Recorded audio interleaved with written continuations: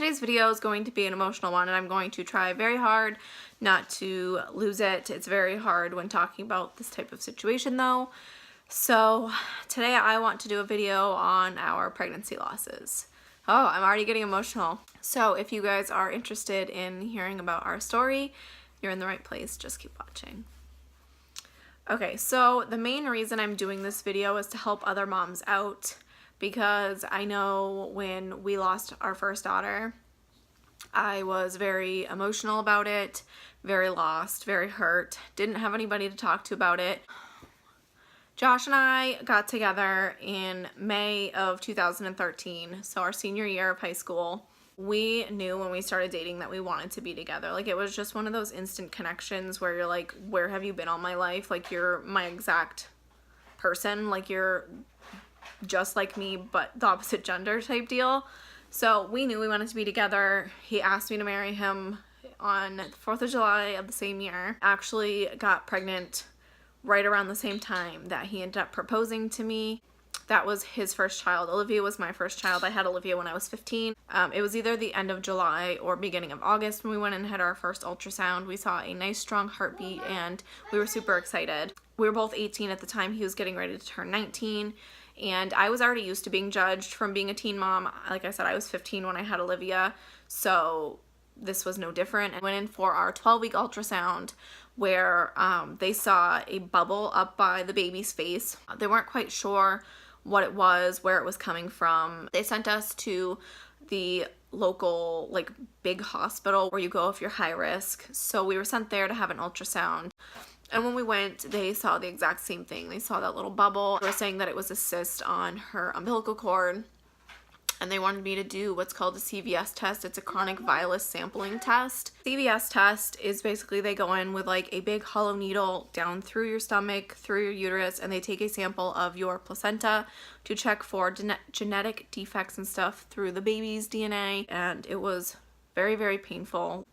Poor Josh hates needles, and he was the only one allowed in the room with me, and he held my hand and was like, I've never seen you in so much pain in my life. And he was like, I felt awful because there was nothing I could do, and it was super painful. And I told the doctor that it hurt really bad while he was doing it. I could not stop crying. It hurt so bad.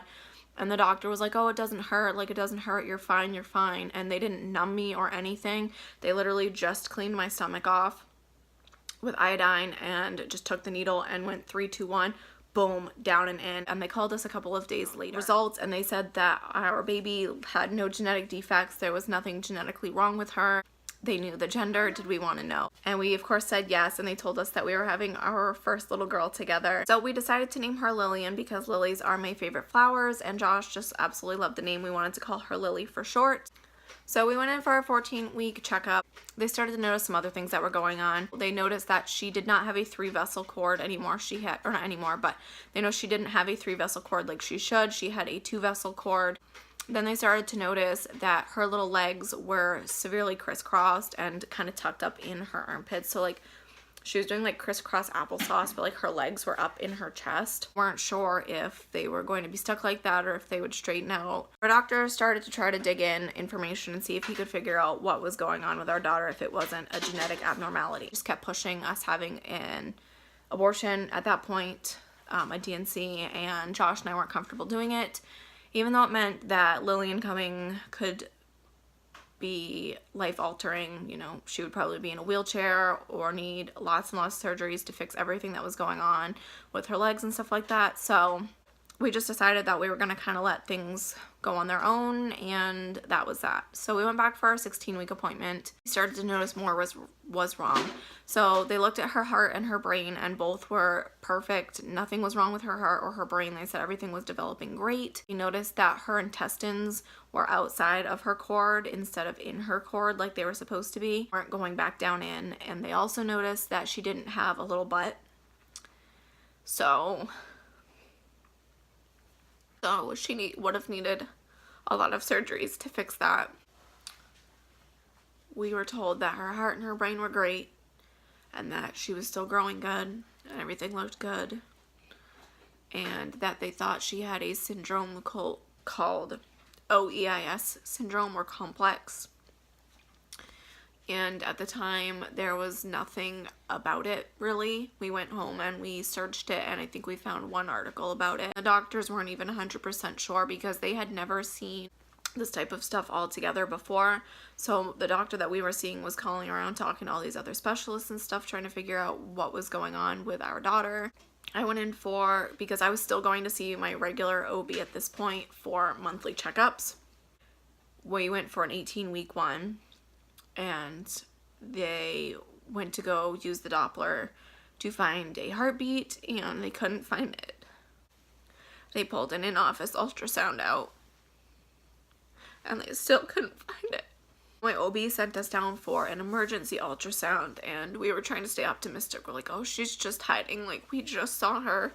And they said that her heart and her brain were fine. And we went down for the ultrasound, and I sent my mom, I can't remember if I called her, if I texted her on the way down, and I said we went in for, and at this point our families knew that there was stuff going on. My mom and Josh's mom had gone with us to appointments and gotten to see her and interact with her and that type of stuff through ultrasounds. I let her know, I said we were just at the office for a regular appointment and they couldn't find a heartbeat. We're going down for an emergency ultrasound. I think my mom was working and she was like, I'll be right there. Ultrasound tech.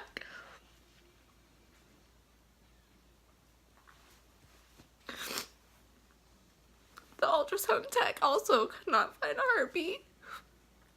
We were sent back up to my OB office, and he said we would need to take measures to get her out, and his first thing was for us to have a DNC. I don't want that. Like, I want to hold her, I want to meet her. And if you've been through this and you've had a DNC, like, don't take this the wrong way. Like, I'm not saying you did the wrong thing, but for us, it was the wrong thing to do. So I set up a date for induction. We decided Thursday when I went in for my appointment, and we decided that Sunday we would, which was October 27th, 2013, that we would go in to be induced. So Josh's birthday is October 28th. And I felt awful because everything happened right before his birthday. We spent our time with Olivia for the next couple of days before she went to her dad's, and we had her pick out a blanket and a stuffed animal for her sister. She picked out a little pink bunny and a zebra blanket that we brought with us on Sunday. So we got videos of Olivia talking to her sister and saying goodbye, because we didn't have Olivia come to the hospital with us to meet her, with her only being 2.5. We weren't sure if she would understand, so we decided not to bring her. We went in Sunday night, October 27th, 2013, for 8 p.m. to be induced. He told me at 8:45 when she gave me the, I believe it was Servadil that she gave me, that they hadn't seen anybody progressing any sooner than 15 hours with the medication they were giving me, because I told her that Monday was Josh's birthday and I really wanted him and Lillian to share a birthday because it's the least I could have done. So she put the Servadil in at 8:45 p.m. At like 1:30, I called the nurse in and I told her, I was like, I feel I need to pee and I think I need an epidural. It's getting horrible, like I can't sleep. She checked me and she said that I was like 9 3/4 centimeters dilated. So I was like, well, they told me that it wouldn't start happening for 15 hours. I said, it's only been 5 hours, almost 5 hours at that point. Are you serious? And she said, yes, and we'll get you through this. I was just sitting there and I was like, I really feel like I need to pee. And she was like, well, just go pee. And it actually wasn't pee. I was actually feeling Lillian coming out in her sac.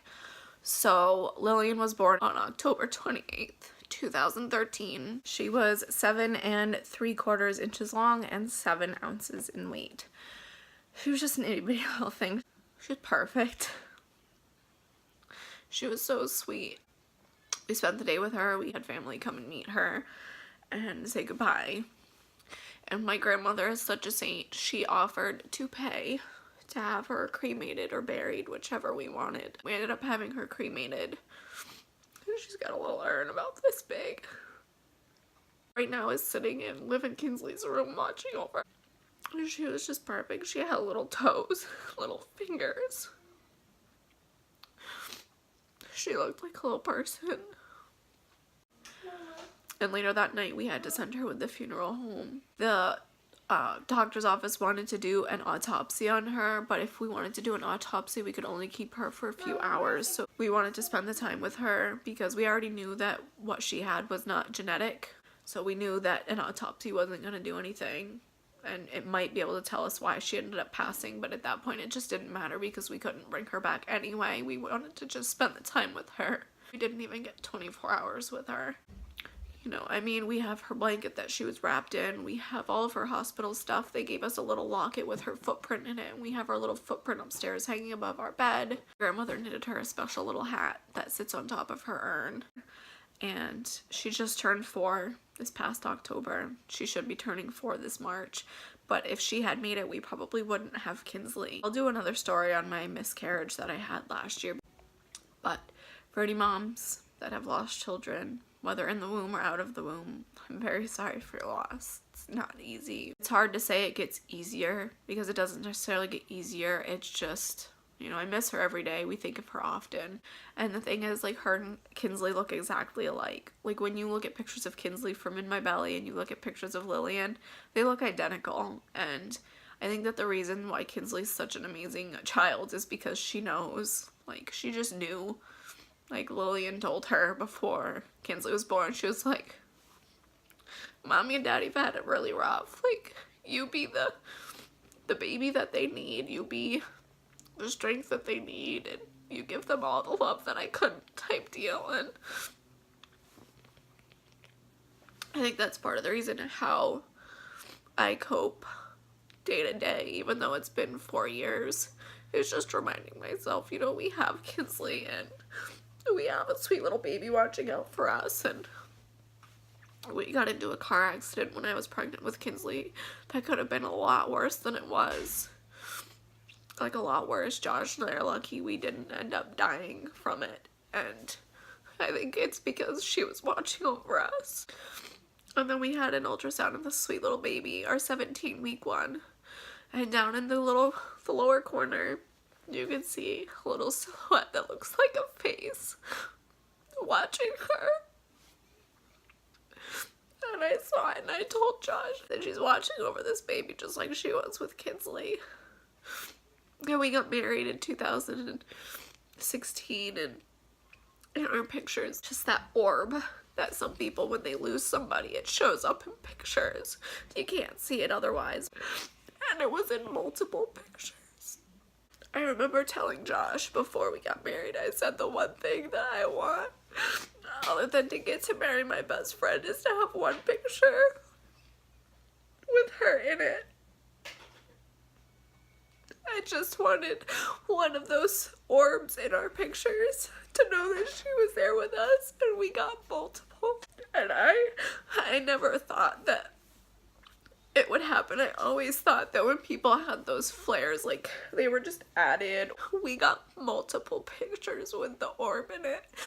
So our sweet baby was with us, even though she wasn't actually there. And I like to think that she's watching over our girls. I just figured I would share our story and let other moms know that it does get better. It's still hard. I miss her every day.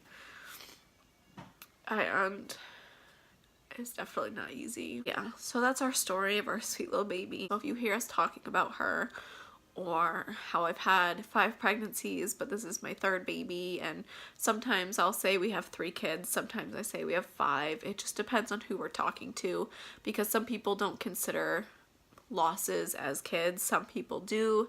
We do. You know, we have 5 kids. So we have 3 living and 2 angel babies.